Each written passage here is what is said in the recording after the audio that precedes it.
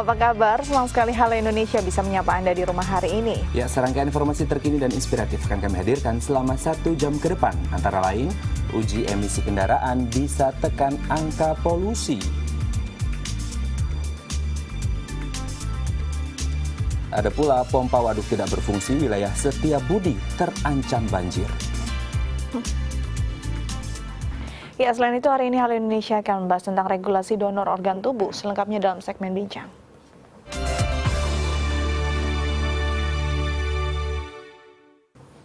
Kurangnya sosialisasi uji emisi kepada masyarakat menyebabkan ketidaktahuan akan pentingnya dan manfaat uji emisi bagi lingkungan. Ya, padahal uji emisi yang teratur dapat menekan tingkat polusi udara dari kendaraan bermotor. Berdasarkan data dari Badan Pengelola Lingkungan Hidup Daerah DKI Jakarta, 70% penyebab polusi udara di Jakarta dihasilkan dari polusi asap kendaraan bermotor yang kian bertambah jumlahnya di Jakarta. Untuk mengatasi tingginya tingkat pencemaran udara yang disebabkan oleh pertumbuhan kendaraan bermotor ini diperlukan uji emisi secara berkala. Uji emisi sebenarnya telah diatur pelaksananya dalam Perda nomor 2 tahun 2005, Pergub nomor 92 tahun 2007, dan Pergub nomor 31 tahun 2008 tentang kewajiban uji emisi kendaraan bermotor setiap 6 bulan sekali. Namun nampaknya peraturan ini belum berjalan tegas mengingat masih banyaknya masyarakat yang kurang peduli dengan himbauan uji emisi. Uji emisi ini adalah bagian daripada persyaratan agar Kota Jakarta ini di dalam pengendalian pencemaran udara itu menjadi sesuatu komitmen yang jelas yang sudah diamanatkan di Perda 2 tahun 2015 bahwa uji emisi ini adalah satu hal yang menjadi bagian daripada pengendalian pencemaran udara. Menurut data dari BPLHD DKI Jakarta, jumlah kendaraan bermotor yang melakukan uji emisi di tahun 2012 sebanyak 11.600 dengan tingkat kelulusan sebesar 84%. Jumlah ini menurun di tahun 2013 yang hanya menjaring 3.900 pengguna kendaraan bermotor.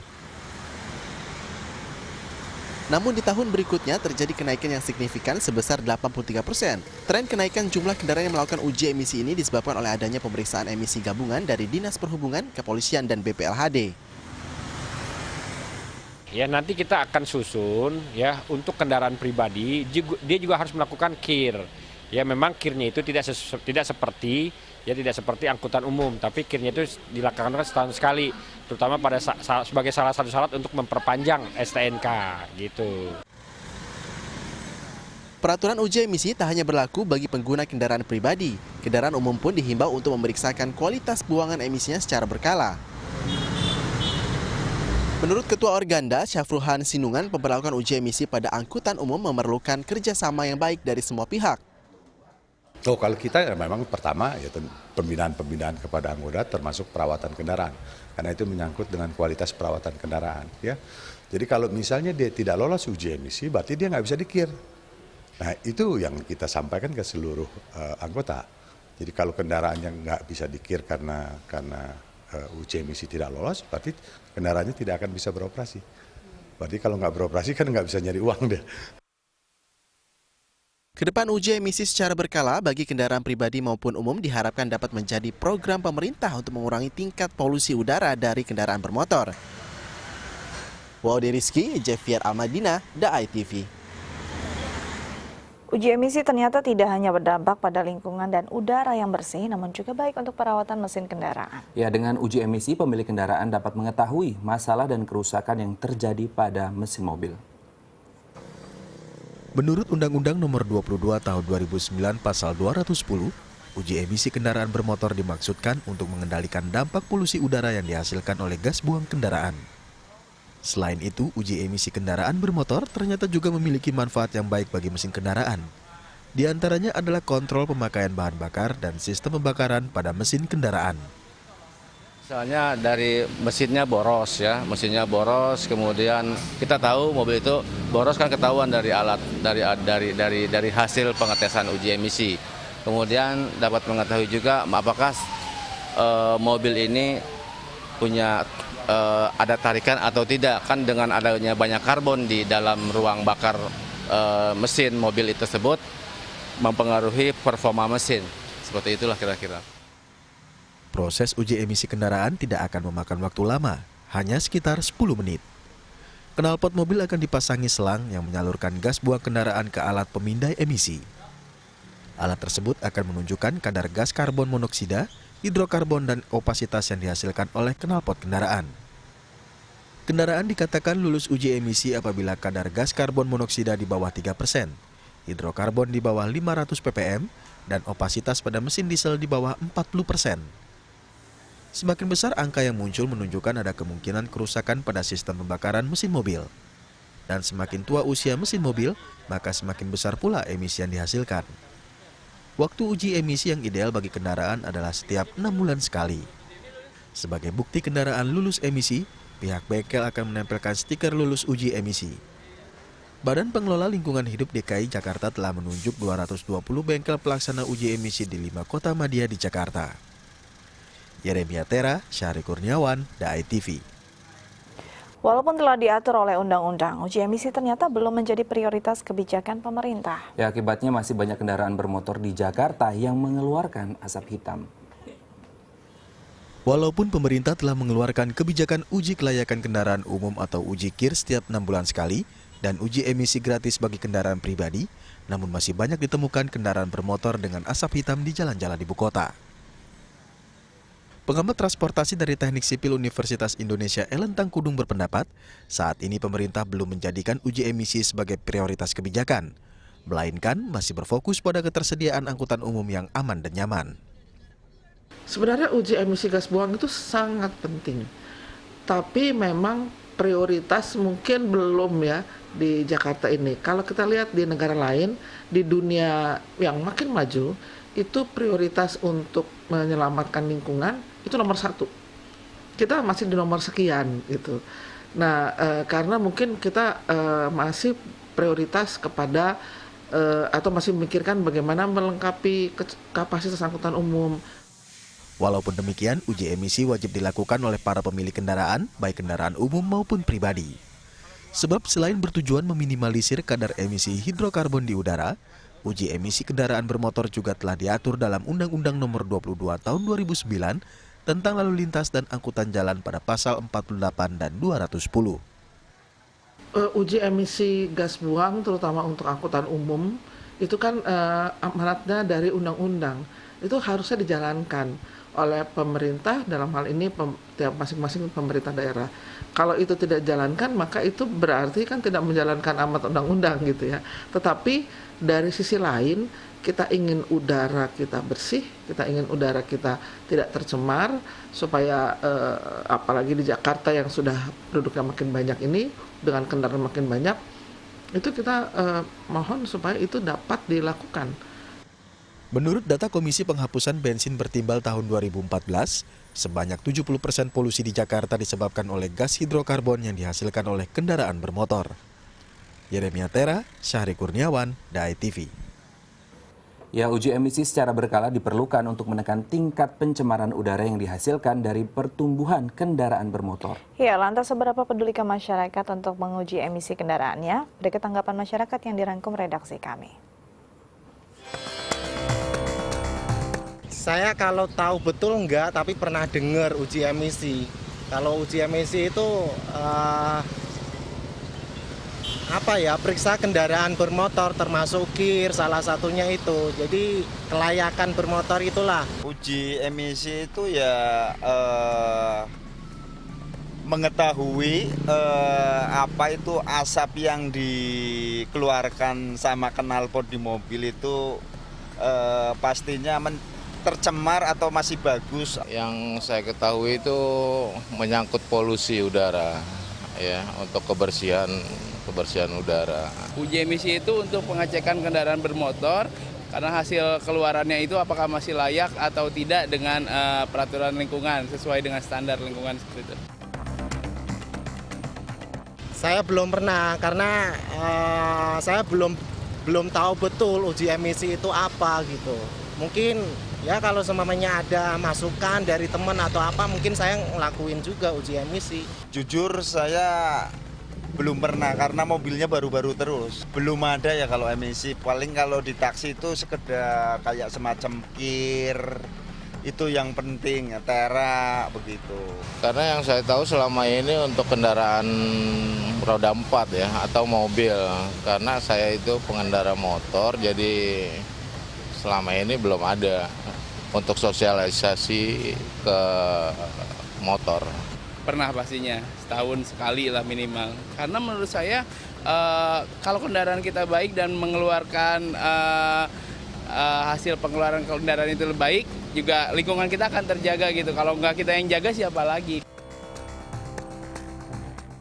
Jadi menurut saya perlu sekali untuk jika pemerintah menggalakkan uji emisi tersebut, tapi juga harus dengan tegas untuk mensosialisasikannya biar masyarakat sadar, dan itu kita kembalikan ke masing-masing masyarakat dan dengan kesadaran masyarakat masing-masing. Ya penting juga emisi itu kan berarti hubungannya sampai lingkungan hidup ya. Penting lah Mbak. Kalau untuk setuju, saya setuju aja. Karena untuk kepentingan semua atau generasi mendatang gitu, saya rasa perlu. Sangat penting dan sangat setuju sekali.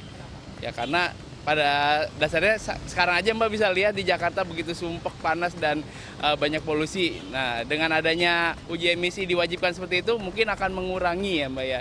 Dan akan membuat udara yang lebih baik lagi, lebih segar. Seperti itu. Ya, kita beralih ke informasi lainnya. Pemirsa, memasuki musim penghujan di tahun 2016, warga di wilayah Setiabudi terancam akan tergenang banjir. Pasalnya 2 dari 6 pompa air waduk Setiabudi Timur tidak berfungsi maksimal sejak akhir tahun 2015 lalu. Ya, tertampung di Waduk Setiabudi terancam meluap hingga ke pemukiman warga. Mesin pompa air Waduk Setiabudi Timur yang sehari-hari berjalan untuk menyalurkan air pembuangan warga di kawasan sekitar Setiabudi masih rusak. Akibatnya warga yang berada di kawasan sekitaran Setiabudi seperti kawasan Gang Edi, Gang Bira Ujung, Halimun, Kawi, Harjo, dan Menteng Atas terancam banjir saat musim hujan tiba. Terdapat 6 pompa yang ada di stasiun pompa air Waduk Setiabudi Timur, Jakarta Selatan ini. 3 dari 6 pompa tersebut sudah difungsikan sejak tahun 2004 dengan kapasitas hisap air sebesar 1,74 meter kubik per detik. Walaupun sudah beroperasi lebih dari 10 tahun, kondisinya masih sangat baik. Sementara di ruangan yang berbeda, 3 pompa air yang beroperasi sejak tahun 2013 dengan kapasitas hisap air sebesar 1,1 meter kubik per detik tidak lagi berfungsi dengan baik. Mesin pompa 1 sudah tidak bisa digunakan sejak Januari 2016, sedangkan mesin pompa 3 tidak lagi dapat berfungsi sejak November 2015. Tidak berfungsinya 2 pompa ini tentu berpengaruh terhadap kapasitas hisap air di Waduk Setiabudi Timur, yang seharusnya bisa menghisap air sampai ketinggian 5 cm per jamnya. Komarudin, selaku penanggung jawab pompa Waduk Setiabudi Timur menyatakan, selama ini 4 pompa di Waduk Setiabudi Timur masih bisa mengamankan kondisi air yang tertampung. Namun, jika air melebihi ketinggian kapasitas waduk yang setinggi 300 cm, warga di sekitaran waduk akan menerima limpahan air dari waduk. Ia berharap pihak perencanaan dan pemeliharaan DKI Jakarta bisa segera memperbaiki, mengingat fungsi pompa di waduk ini sangat penting. Sangat penting, sangat penting. Sangat penting karena di waduk ini, kalau mau tahu di waduk ini warga yang 140 hektar itu nggak bisa ngalir ke kali tinggi warga rendah. Ini. Jadi ngalirnya hanya ke waduk ini. Bayangkan yang di 140 hektar itu warga berapa ribu kakak gitu kan. Ngalir ke waduk ini. Setelah di waduk ini penuh, kita buang ke kali. Nah ini dikendalikan sama pompa ini. 2 di antara 3 pompa air Waduk Setiabudi di ruangan ini tidak berfungsi dengan baik. Mungkin sekarang tidak berdampak apa-apa, tetapi ketika musim penghujan datang, warga di sekitaran Setiabudi terancam terkena banjir. Dona Puspita, Reski Adrian, DAI TV. Ya, berbicara mengenai Waduk Setiabudi Timur tidak bisa terlepas dari sosok pria bernama Komarudin. Ya, sebagai penanggung jawab pompa Waduk Setiabudi Timur, ia rela melakukan apa saja, tidak pandang waktu siang ataupun malam, demi menjamin agar warga sekitar Setiabudi bebas dari banjir.